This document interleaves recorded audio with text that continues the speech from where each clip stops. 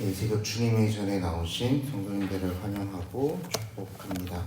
찬송가 442장, 찬송가 442장, 통일 찬송가로 499장입니다. 통일 찬송가로는 499장, 저 장미꽃 위에 있을 함께 찬양하겠습니다.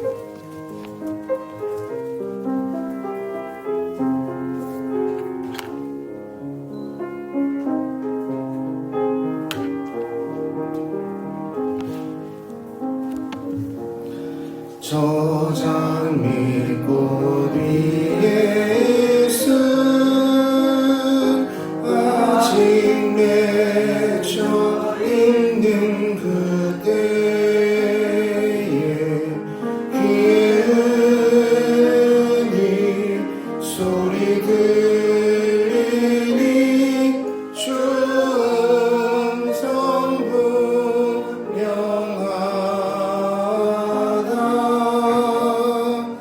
주님 나와 동행을 하면서 나를 친구 삼으셨네.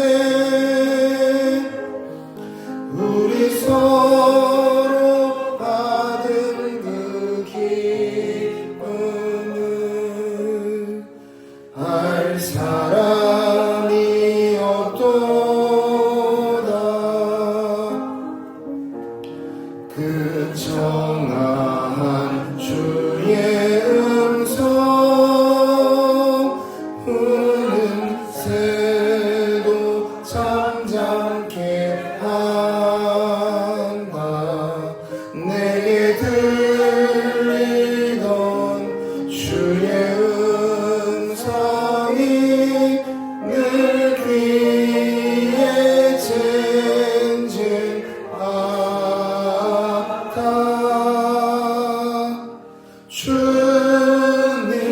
나와 동행을 하면서 나를 친구 삼으셨네. 우리 서로 받은 그 기쁨은 알 사람이 없도다. 밤 깊도록 동산 안에 주와 함께 있으려 하나. 괴로운 세상에 할 일 많아서 날 가라 명하신다.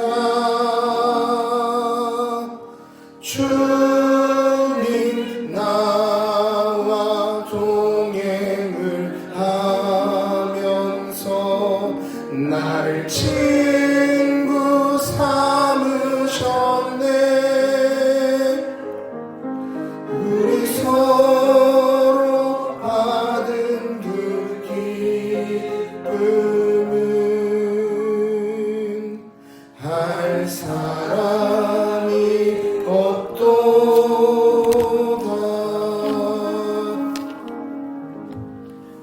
네. 이어서 보조 찬송가 27장 이렇게 찬양했으면 좋겠습니다. 보조 찬송가 27장입니다. 나의 주, 나의 하나님이여 함께 찬양하겠습니다.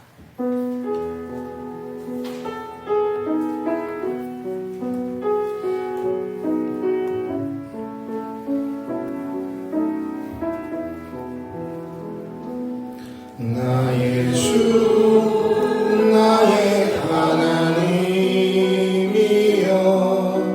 주를 경배합니다. 주 사랑하는 나의 마음을 주께서 아시나이다. 내 뜻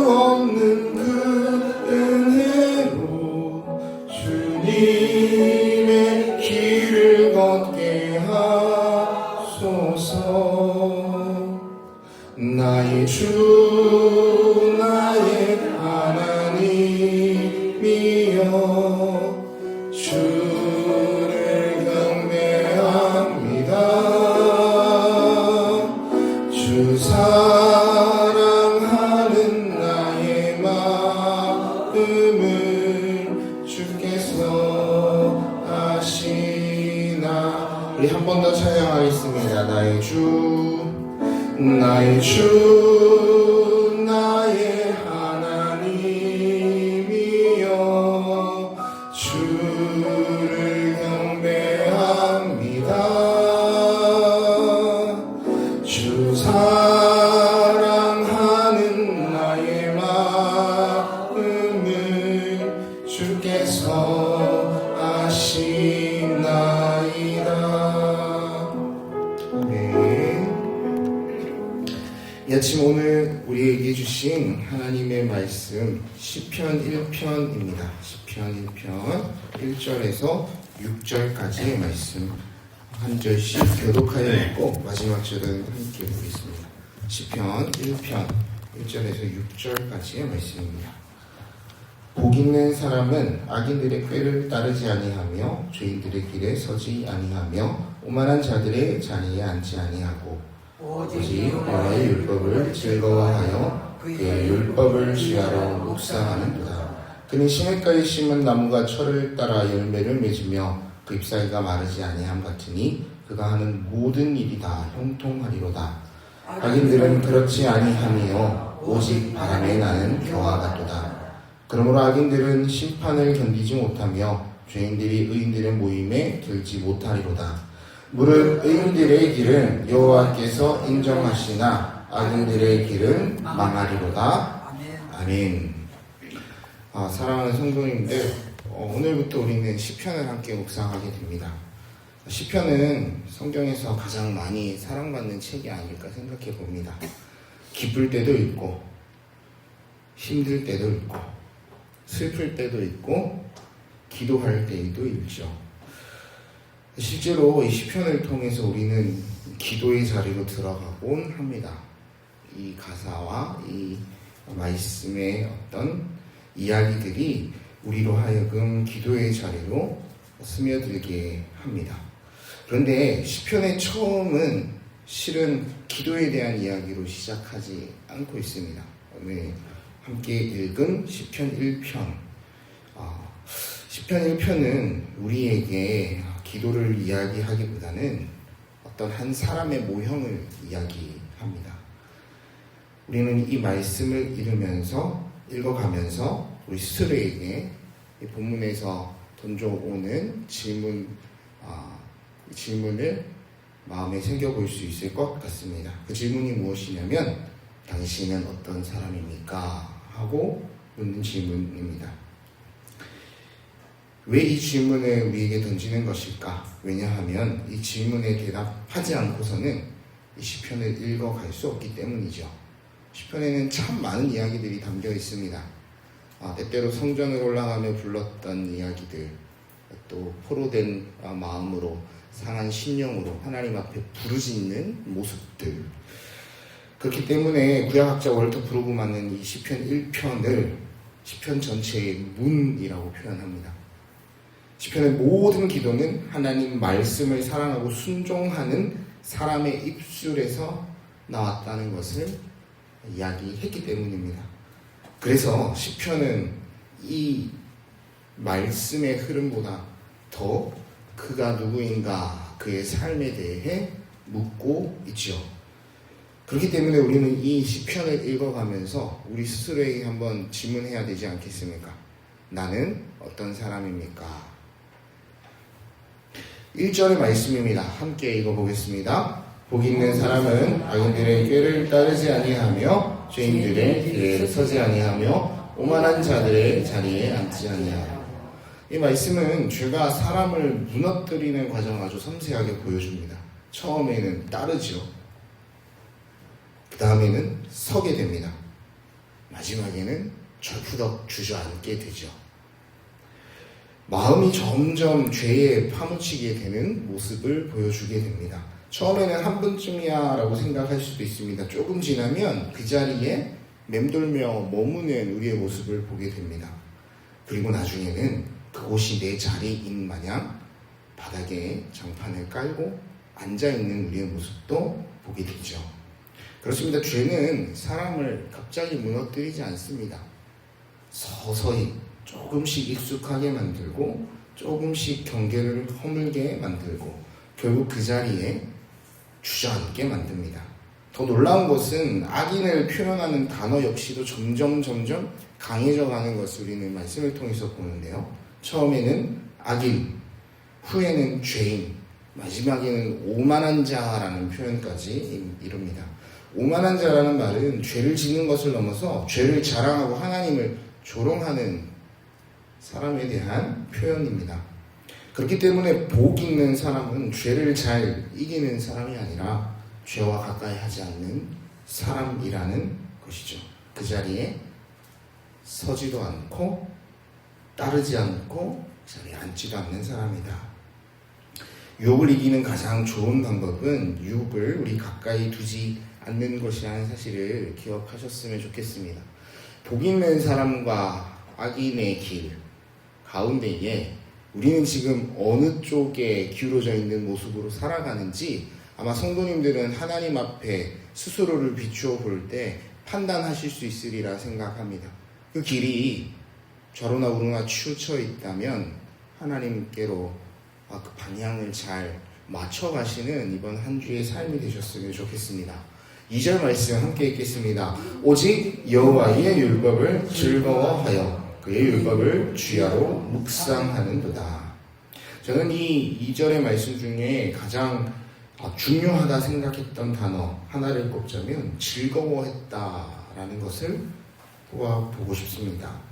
성경이 말하는 복은 돈이 많다는 의미가 아닙니다. 때때로 우리가 욥을 통해서 그가 더 나은 삶, 더 큰 복을 받았다라는 표현을 통해서 그 이전에 가진 것보다 훨씬 더 많아졌다라는 것으로 생각하고 오해할 수도 있죠. 그러나 욥기에서의 복은 귀로 듣던 욥이 눈으로 하나님을 봤다는 표현이 아니겠습니까? 그리고 비로소 나를 깨닫고 티끌 가운데에서 모든 것을 회개하며 하나님께 내 존재를 고백했다는 것 아니겠습니까? 성경이 말하는 복은 그렇습니다. 하나님과의 관계가 온전하다는 의미이죠. 그래서 하나님의 말씀이 부담이 되는 게 아니라 기쁨이 되는 것입니다.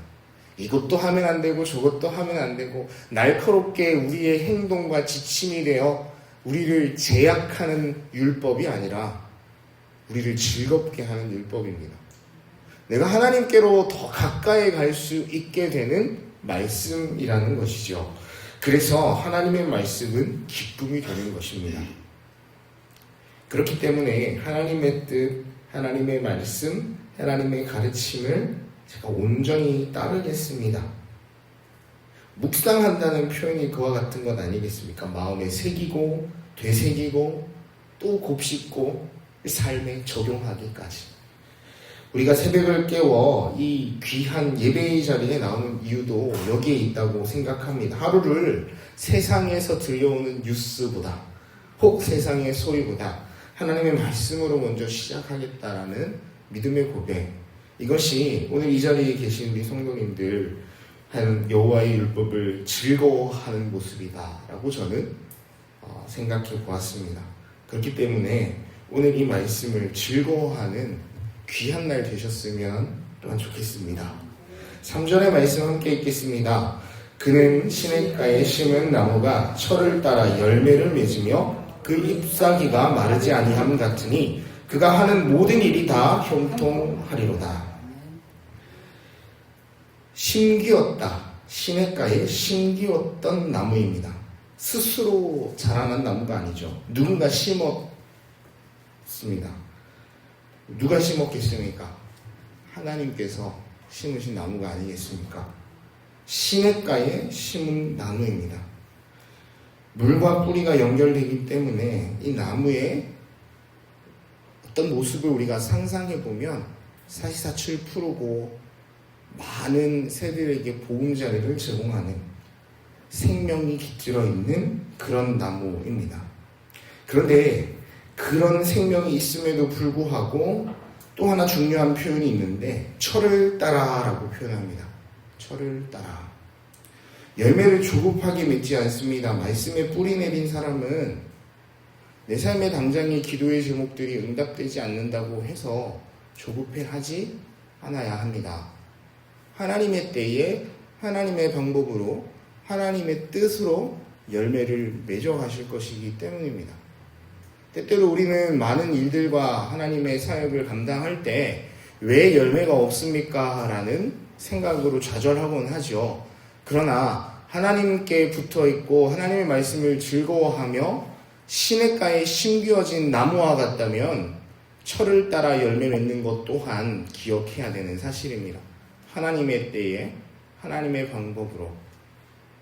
그러니 우리가 계속해서 목사님이 비전을 제시할 때마다 그것이 때가 되었나라고 생각하며 동참해 보는 것이 얼마나 귀한 일인지 모르겠습니다.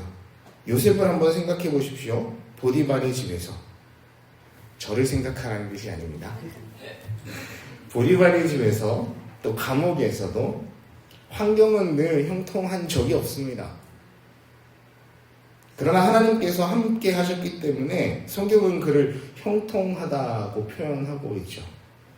그리고 때가 되고 그가 그 백성, 그 형제, 그 가족을 구원하는 열매를 맺었습니다.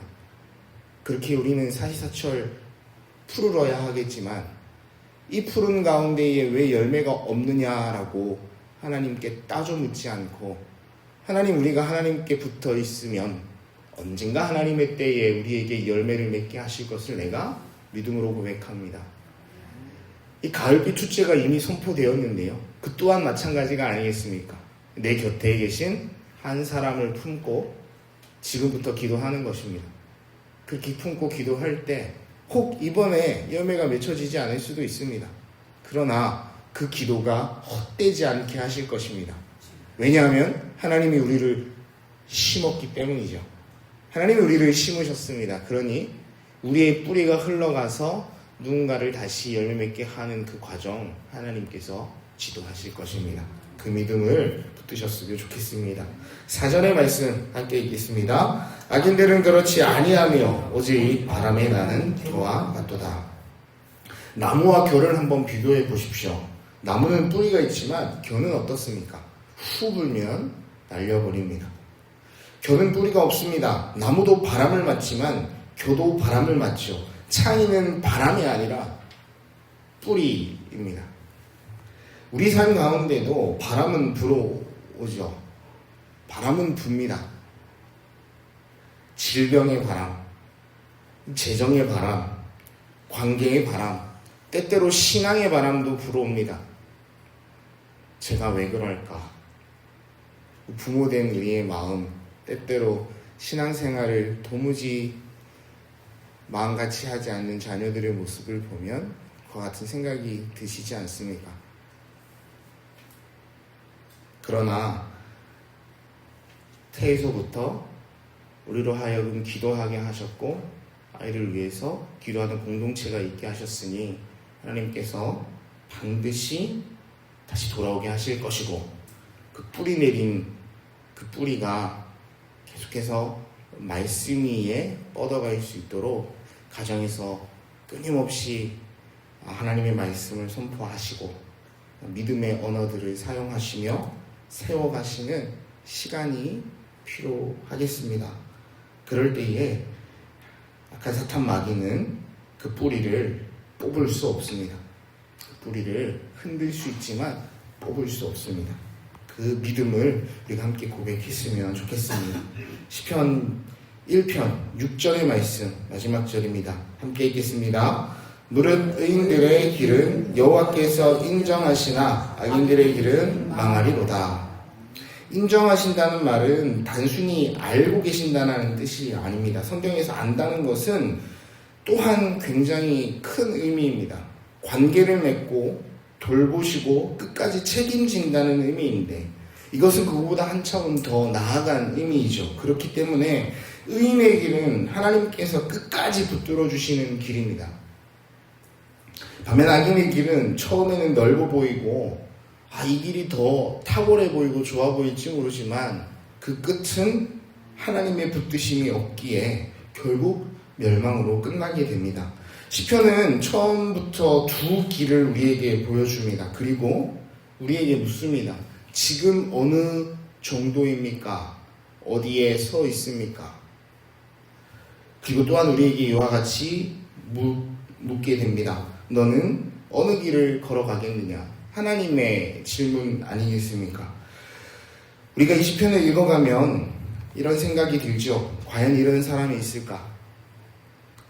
여기 계신 우리 성도님들 중에 주의 도를 따라 한치의 오차 없이 한 번도 이탈한 적 없이 걸어가고 계신 분이 혹 있겠지만 저는 그렇지 못합니다. 그러나 악의 맺기를 따르지 않고 항상 말씀을 즐거워하며 열매 맺기를 소망하는 그 믿음이 우리에게 있다면 하나님은 우리를 건져내시는 분이심을 오늘 시편 1편을 통해서 기억하셨으면 좋겠습니다. 때때로 우리가 죄인의 그 길에 설지 모르겠습니다. 때때로 말씀보다 세상의 소리에 더 귀를 기울일지도 모르겠습니다. 환경이 흔들리며 우리의 뿌리까지 흔들림을 경험할지도 모르겠습니다. 그러나 성경은 한 분의 모형을 통해 우리에게 흔들리지 말 것을 다시 한번 이야기합니다. 그분은 바로 우리 주님 예수 그리스도십니다. 끝까지 말씀에 순종하셨고 끝까지 그 모든 사역을 감당하셨습니다. 그 십자가 세상이 봤을 땐 조롱거리에 불과했습니다. 그러나 그 열매는 세상 모든 사람을 구원하기까지의 큰 열매였다는 사실을 우리는 알고 있습니다. 그분의 의를 우리에게 입혀주셨습니다. 그 일이 하나님의 일입니다. 그렇기에 오늘도 우리가 예수 그리스도 안에 있으며 복 있다는 사람을 떠올려 보셨으면 좋겠습니다. 그 길에서 오차없이 벗어나지 않기를 따져 묻는 것이 아니라 흔들릴 수 있지만 벗어날 수 있지만 언제나 십자가를 보며 돌아올 수 있다는 사실을 은혜로 알고 그 은혜를 누리며 살아가셨으면 좋겠습니다. 말씀을 정리하겠습니다. 그 은혜를 받은 사람은 말씀을 먼저 즐거워해야 합니다. 그 은혜를 받은 사람은 시냇가에 심긴 나무처럼 늘 푸르러야 하고 또한 철을 따라 열매를 맺는 것을 기억해야 합니다. 하나님께서 인정하시는 길을 걸어가는 저와 우리 사랑하는 성도님들 모두 되시기를 주님의 이름으로 간절히 축원합니다. 함께 기도하겠습니다. 기도하실 때 우리 먼저 주일 담임 목사님의 말씀을 통해 우리에게 온 기도의 제목을 가지고 함께 기도했으면 좋겠습니다. 말씀이 우리에게 선포되고 그 말씀이 우리로 하여금 무엇을 하게 하는지 그 주님의 성벽 건축하는 그 사역 가운데 자발적으로 참여했던 많은 사람들의 이름을 보았습니다. 그 일이 의인의 길이라 한다면 우리는 즐거워하며 그 길을 함께 따라야 되지 않겠습니까? 우리 마음 가운데에 그와 같은 은혜가 있기를 때때로 우리 교회가 함께 가는 많은 방향에 대해 우리가 이런 생각 저런 생각 들 수도 있겠지만 하나님께서 우리에게 원하시는 것이 무엇인지를 우리 개인 한 명 한 명이 하나님께 묻는 시간이 필요하다고 생각합니다. 그렇게 묻고 하나님의 말씀 가운데에 답을 찾으셨으면 합니다. 그리고 느리고 더딜지라도 우리 교회가 한 몸 되어 한 마음 되어 함께 갈 수 있도록 우리가 이 시간 함께 기도하며 나가기 원합니다. 함께 기도하겠습니다. 사랑 은혜가 충만하신 아버지 하나님, 우리에게 말씀을 통하여 말씀하십니다. 하나님 그 말씀이 우리에게 때때로 부담이 되기도 합니다. 하나님 그 말씀이 우리에게 때때로 걸림과 같이 삼켜지지 않을 때가 있습니다. 그러나 주님 즐거워하게 하여 주옵소서. 주님의 말씀을 즐거워하는 자 되기를 원합니다. 하나님 그 두 가지의 길을 우리에게 말씀하여 주셨는데 하나님의 세상의 소리보다 하나님의 말씀을 더 사랑하게 하시고 날마다 하나님의 말씀을 즐거워하며 그 말씀을 향하여 우리의 뿌리를 내리는 자 되게 하여 주시옵소서. 하나님 그렇게 우리가 살아가기를 원합니다. 하나님 그래서 하나님의 때에 하나님의 방법대로 우리 삶에 열매가 풍성히 맺히기를 기대하는 삶 살아가게 하여 주시옵소서. 하나님 그 모습이 어떤 모습입니까? 우리는 다 알 수 없지만 하나님은 다 알고 계심을 고백하오니 하나님 기꺼이 내 삶을 주님께 올려드립니다. 하나님의 고백 우리의 입술로 주님 앞에 낼 수 있도록 하나님 우리를 믿음의 길로 인도하여 주시옵소서. 그리하신 주님을 의지하며 신뢰합니다. 주님 함께하여 주시옵소서. 오늘은 월요일입니다. 우리 개인의 가정과 자녀들을 위해서 함께 기도했으면 좋겠습니다. 말씀을 비추어 하나님 그 모든 자녀들의 길이, 우리 가족의 구성원들의 길이 하나님이 인정하시는 길이 되기를 원합니다. 죄와 타협하지 않고 예수 그리스도의 모형을 따라 그 십자가를 바라보며 끝까지 걸어가는 믿음 있는 자 될 수 있도록 하나님께서 은혜를 더하여 주시라고 이 시간 우리가 함께 더 기도하기 원합니다. 함께 기도하겠습니다. 사랑과 내가 충만하신 아버지 하나님 감사합니다. 하나님 우리가 믿음의 가정이 되기를 원합니다. 하나님 우리의 믿음이 우리의 다음 세대에게 전수되기를 바라고 원하는데 아버지 하나님 우리가 무엇으로 하나님 그들을 옳은 길로 인도할 수 있겠습니까? 하나님 짧은 입술을 열어 하나님 설명하는 몇 마디 말로 하나님 그들의 인생이 바뀌어지지 않음을 우리가 고백합니다. 하나님 때때로 우리의 입술을 통하여 날카롭게 정죄되는 그 한마디 말들로 하나님 그들의 인생이 바뀌지 않음을 고백합니다. 바라기는 하나님의 방법대로 삶으로 나타내게 하시고 살아가는 모습을 통하여 하나님 그들이 우리의 믿음을 따라 살아갈 수 있도록 은혜를 더하여 주시기를 원합니다. 늘 푸른 나무처럼 하나님의 말씀에 뿌리 내어 늘 푸르른 우리의 모습을 통해 푸를 수 있구나. 하나님 우리의 다음 세대가 우리의 자녀들이 하나님 그 모습을 기뻐하기를 원합니다.